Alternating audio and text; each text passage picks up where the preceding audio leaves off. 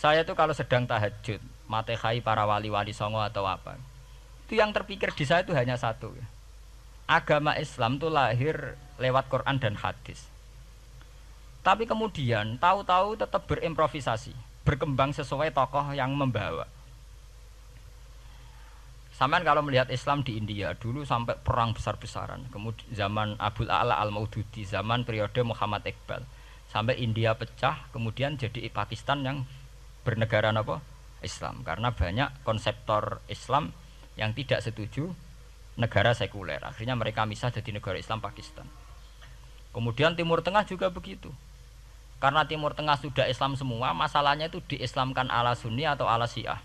Iran menjelma sebagai aliran Syiah. Yang Sunni dianggap sesat, halal darah. Irak zaman Saddam Hussein pemerintahan Sunni. Sing Syiah dibantai, sehingga wong Kurdi do mati. Era Saddam keyo gentenan Saddam sing dibantai. Makanya kalau saya ngaji di Jogja, seminar di Jogja bilang, kita ini harus bersyukur. Kita ini punya tradisi konflik yang terbaik di dunia. Enggak, kita ini punya tradisi konflik yang terbaik di dunia. Sampai nak Isra Ikhwanil Muslimin teng Mesir, Badan Intelijen Nasional atau Badan Stabilitas Nasional, Bakor Setanas atau itu harus terima kasih sama tradisi tokoh-tokoh Islam di Indonesia. Lepas dari kita setuju tidak setuju itu terserah. Tapi kita punya tradisi konflik yang paling baik di dunia. Kurang bencinya Gus Dur sama FPI atau FPI sama Gus Dur. Paling mereka ya adu statement di depan wartawan. Itu bagus sekali. Cara nang Arab wis tembak-tembakan. Kita punya sejarah. Secara pesantren saya itu punya sejarah panjang. Zaman Mbah Imam beda dengan Mbah Zubair, zaman Kiai Memun beda dengan Kiai yang lain. Paling adu statement saat ada tamu itu paling bagus. Kita punya tradisi konflik paling bagus di dunia. Kayak apa mangkelnya orang NU saat Gus Dur diimpis, dipecat. Tapi habis itu ya sering seminar ketemu Amin Rais. Ya mereka adu polemik, ini tidak konstitusional, ini apa. Gus Dur nggawe jurus dekret. Sing sitok nggawe jurus sidang istimewa. Nah, kurang serem sidang istimewa dilawan sidang luar biasa. Pokoknya agak istilah sing serem-serem. Tapi tidak saling bunuh loh, sampean harus syukur loh. Selama ini orang awam sering bilang, "Loh kiai kok tukaran?" Sampean bandingkan di Timur Tengah, jenenge tukaran mesti tahdirudam. Para polisi, para badan intelijen, para yang menjaga stabilitas negara ini harus terima kasih sama tradisi tokoh-tokoh Indonesia.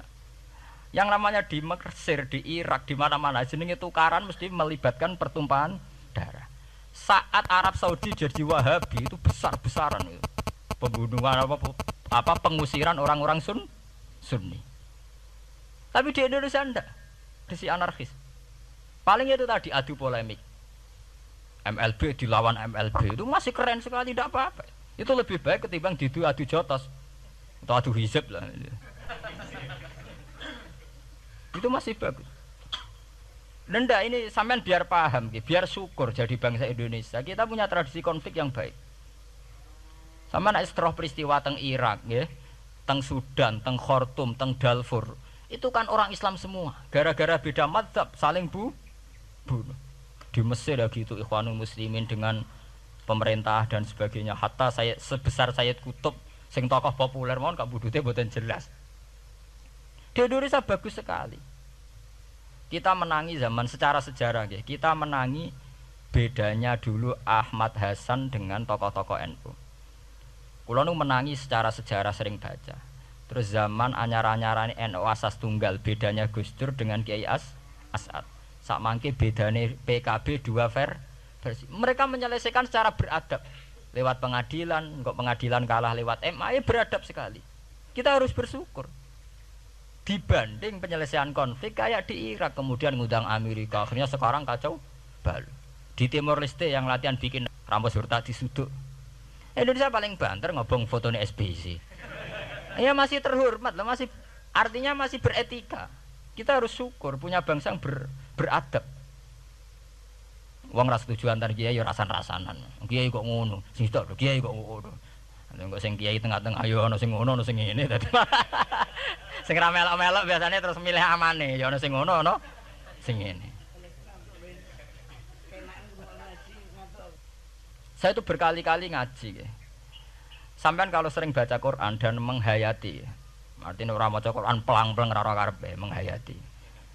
Saya itu sekarang sesadar-sadarnya, saya masih belajar. Ini jamaah sini harus tahu. Saya hingga detik ini masih belajar. Entah itu lewat belajar baca Jalalain atau belajar merenung maupun belajar lewat yang lain. Quran itu dulu ya sering nyebut begitu itu saya tidak paham. Sekarang itu saya paham, tambah paham. Misalnya di juz 4 ada istilah ikhwanan.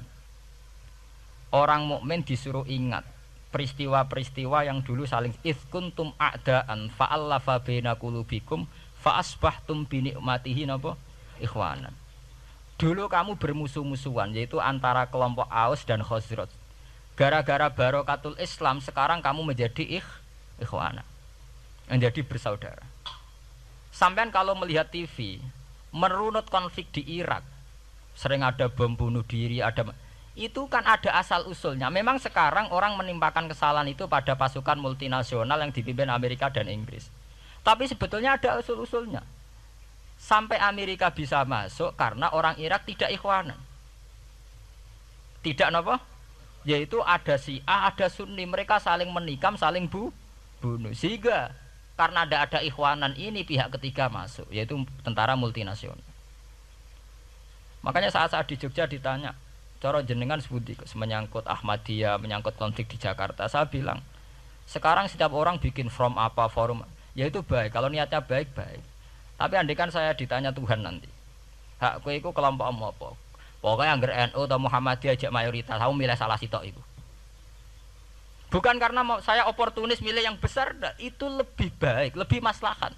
Karena kalau setiap orang merasa benar bikin kelompok sendiri akan menjadi kelompok banyak. Dan saat menjadi kelompok banyak, tentu konfliknya lebih tidak terpola. Tidak apa? Terpola. Umpama Hasim tukaran mbek Din Samsudin itu terpola. Tapi nek angger wong ngrasa duwe ketua dhewe tidak terpola. Bagaimanapun ikhwanan harus disyukuri. Nggih, dalam kondisi berteman.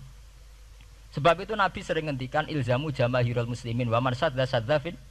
Mbok kamu itu ikut kelompok mayoritas saja. Jamaahirul muslimin cara bahasa netralnya mbok ya kamu itu ikut kelompok mayoritas saja. Karena kalau orang merasa benar kemudian bikin kelompok sendiri itu tidak ada selesainya. Lah akulah cara nuruti GR sebagai kelompok dhewe. Wong aku ya di umat, di pengaruh sing nyucup wis akeh. Tapi kalau semua orang merasa begitu kan repot nanti. Mursid di kelompok dhewe, tukang toreko di kelompok dhewe, tukang ngaji di kelompok dhewe. Model kitab pirang-pirang sesuk ana jamaah Jalalain, jamaah Muin, jamaah Fathul Wahhab. Nek sing iso ngaji jamaah tahlil, jamaah istighosah. Ora ana bar itu. Saya tuh kalau ditanya di Jogja, meskipun saya kritis, artinya kritis itu mungkin terhadap satu fenomena kita tidak setuju atau Muhammadiyah dalam banyak hal atau satu dua hal. Itu tidak menjadi alasan kita untuk tidak mengikuti mainstream. Karena kalau mainstream ini dilanggar, itu kita tidak akan ikhwanan.